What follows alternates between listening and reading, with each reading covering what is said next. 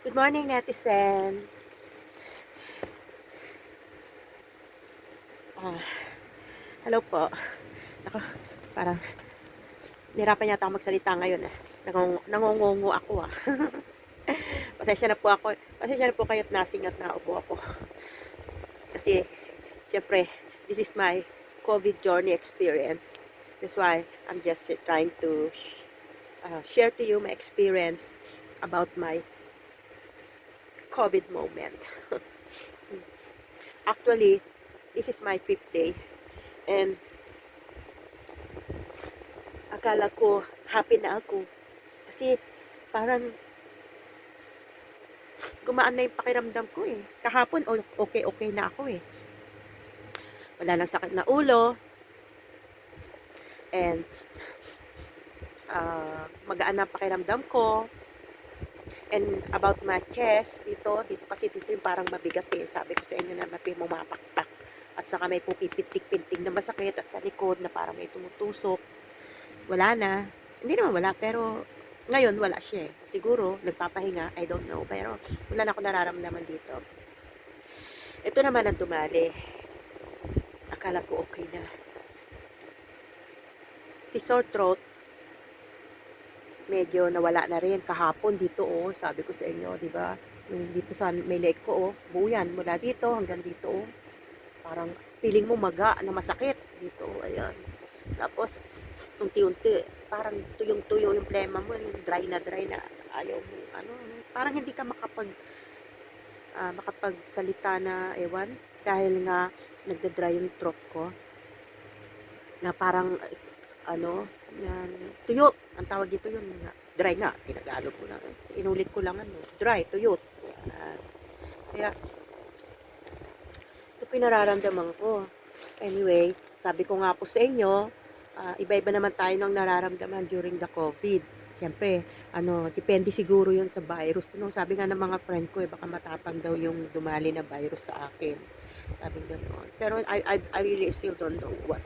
But this is what I experiencing now. This is my 5th day, and akala ko kahapon, okay na ako.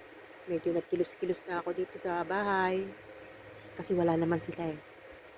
Sorry po, I violate the rules. Isolation the room pala, no? Tapos bigla ako lumabas kasi naiihi ako eh. Tapos lumabas ako, tapos medyo doon ako naupo, nagpahinga muna. Anyway, ngayon ito, akala ko, kaya po kayong may mga COVID, you make sure na 7 days talaga. 7 ba yan? Oo, 7 days. 7 days talaga mag-isolate kayo. Keep maintaining your health hygiene, your health food, your pagpapahinga, ganoon. And I thanks God because last night, nakatulog naman ako ng maayos. Kasi, mula nung nagkaroon ako ng COVID, hanggang 4th day ko, hindi ako makatulog. Kaya lagi akong puyat. Kasi, nagigising ako sa madaling araw, dahil sa sakit ng ulo, dahil sa ganito, ganoon. Tapos ngayon naman, kagabi, ang sarap ng tulog ko. Yun naman, pagising ko ngayon, eto ngongo ako, parang di makahinga dahil running nose naman ang problema ko. Akala ko nga nakaligtas na ako sa running nose at saka sore throat eh. Di ba? Kasi sabi ng iba, nag-start sila sa sore throat at running nose. Eh sabi ko, ako hindi. Hindi ko inabutan yung sore throat at running nose. Ayun pala, pang-ending yata ng aking COVID journey, itong running nose at COVID at coughing. Kanina, yung bang, yung ubo ko dry pa rin. Oo. Tapos, yung sipon ko, at least, yung sipon ko, lumalabas na. Kasi mas magandang lumabas ang sipon at saka plema. Ibig sabihin nun, nagpapaalam na siguro si COVID, di ba? Oo. Aalis na siya sa akin. Kaya kailangan, pag 5, 6, 7 siguro, mas more careful tayo. Kasi di ba kahit naman pag may ubo, may lagnat, pag may sakit, pagpagaling na, doon mas malakas makahawa. Kasi syempre nagpapaalam niya siya sa atin, gusto niya namang pumasok sa iba, di ba? Parang ganun yun. Kaya kailangan mas careful tayo, lalo na sa mga loved ones natin. Huwag natin kontakin talaga sila at saka tapusin nating ma-isolate ng 7 days. Diba? Ganun yun. So, yun, ang gawa namin dito sa bahay. Ako, ang gawa ko sa bahay dito, ito, kain, tulog, ihi, inom ng tubig, yun, cellphone, tulog.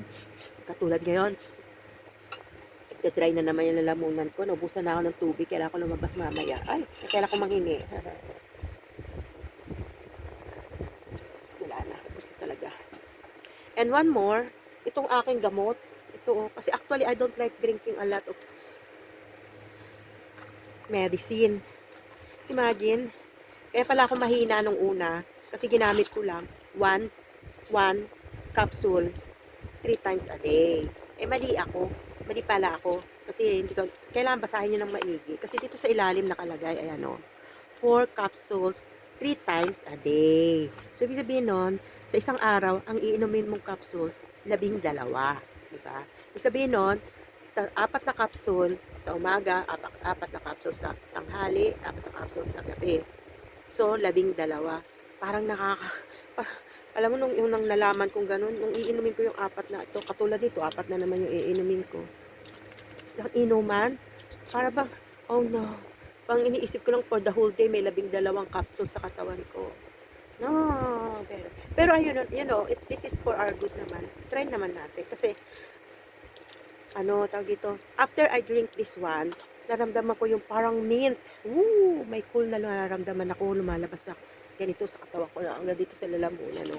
Malamig siya. Kaya pala, kasi pag may COVID tayo, mainit ang ating katawan. Kahit nga pag nagwiwi ako, nararamdaman ko mainit yung lumalabas na tubig eh. And then may bulak-bulak pa. Kaya nagkaroon na naman ako ng plema. Malabas na naman yung plema ko. Kaya kung may plema ako, ang gagawin ko na lang, ano ko dito, tapos magtitisyo ako, lalagay ko sa plastic para hindi lalabas yung aaning virus kakalat. Yan, lumabas na naman ang plema ko. At least mas maganda lumalabas ang plema. Kasi malapit na siya magpaalam. Nagsawa na siya sa akin. Kaya siguro, itong si COVID gusto na makapag-divorce sa akin. Malapit na siya mag-divorce. Anyway, malapit na tapos yung contract ko sa kanya. After 7 days, sana magpaalam na nga siya sa akin. Kaya, yan. Ano ba yung aking lasa ngayon? Dati okay na yung lasa ko eh. Ngayon medyo nag-aano na naman. Parang yung, dito, parang, wala naman panlasa. Kaya ito, inumin ko na naman to. Ay, para lang nalulunod ako kasi ang dami, 12 sa isang araw. So anyway, kung makakagamot naman, siguro kaya 4 na capsule kasi nga matapang yung virus, di ba? Kaya bawat inom 4. Yan. Ang di ko lang gusto dito, capsule ito eh. Syempre capsule, sa pagkakaalam ko nga, mahirap matunaw yan sa ating kidney. Kaya siguro better drink lots of water. Kaya ako lalong nagdi-drink ng lots of water kasi nga maraming gamot na nasa loob ng aking katawan ngayon. Kaya yan, lagay natin yan dito. And meron ako ditong panglasing. Just go. Ayan, may apple cider din ako. Iniinom ko yan. Tumutungga ako ng isang maliit na kupita. Katulad ngayon, my empty stomach. Then I'm going to drink apples. Actually, even I don't have COVID, I'm practicing to drink. Wala. Yan, apple cider. Kasi sabi nga nila, it's good for health. Ano siya, antioxidant. Yan, di ba? Kasi nga, galing ang panglinis nito eh. See? Di magaling din panglinis sa mga virus ng katawan natin. Yan. Let's have a drink. Oh my dear. Nung una, kutsara lang ang iniinom ko nito. Tapos, nung sumunod, ginawa ko na lang itong maliit na cup ko na lang para mas marami yan. Kaya lang, every time I drink of it, talagang mukha asim ako. Kasi talagang apple cider to, ang tapang ng lasa. Okay, let's have a drink. Yan. Sabi nila, empty stomach in the morning. So, try. Yan yung ginagawa ko. Okay, minsan, lagay mo sa honey with lemon. Maganda rin yun. Kanaw-kanaw mo yan. Okay? And sometimes, if you want to have apple cider in your, if you don't want to drink it na plain, ihalo nyo sa salad. Ganun. Okay? So, let's have a drink.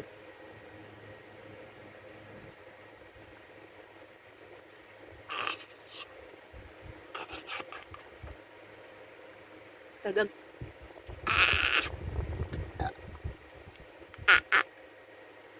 super asim.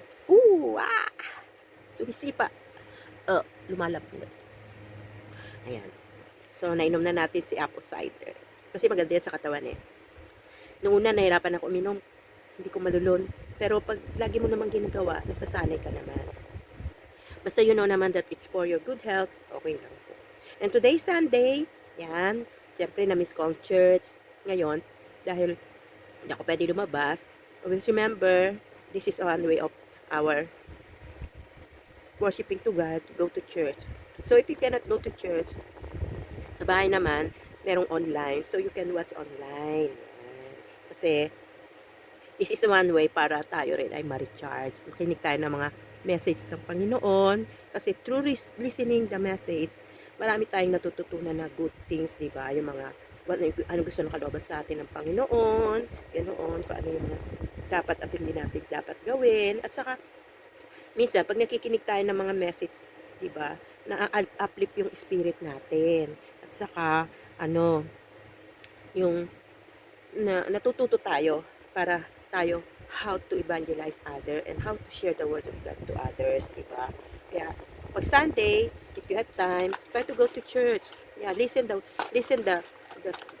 message and i-apply natin sa buhay natin yon at i-share natin sa ibang tao. Yan, lalong-lalo sa mga loved ones natin. Yan. So, if you're interested to listen online or to watch online service, I can share you the link. Okay? Because maganda rin yung nakakaparinig tayo ng mga messages. And also one thing, kagabi, kasi nga, iba sabi ko sa inyo, hindi ako makatulog. Ginawa ko na lang, I keep playing the Christian music, yung mga instrumental Christian music, at nakatulong naman sa akin yon. Kasi, yun, nakatulog ako ng maayos. Para bang, kinakalm niya yung mind mo eh. Nagre-rest ka, kinakalm mong gano'n. Yeah. Medyo ito. Makati na naman ang lalamunan ko. Kaya, my 5th day is my concert day. Yan. Ang limang araw ko sa aking COVID journey ay concert day. Laging kumakahol. Ganon. Dito sa loob ng aking kwarto. But thanks God, tahimik na ang taas. Wala na yung ingay. Kasi kahapon kaloka. Mahirap yung ang lakas ng sa taas eh. Grabe. Anyway, thanks God, tumahimik na. So, yun lang po ang masasabi ko sa inyo sa 5th day ko, love journey in my COVID. Yan. Kaya, salamat po sa patuloy na pag-iingat ng Panginoon sa akin. Salamat po sa mga nagpipray sa akin. Salamat po. Salamat po sa pag-iingat sa mga anak ko. Salamat sa mga kaibigan ko na iniingatan din at pray po sa mga kaibigan ko na may sakit. Thank you po. Yan. Next time again, hanggang dito na lang. God bless. Have a nice day. Bye-bye. Tapos sa atipan mo, tililing, tililing.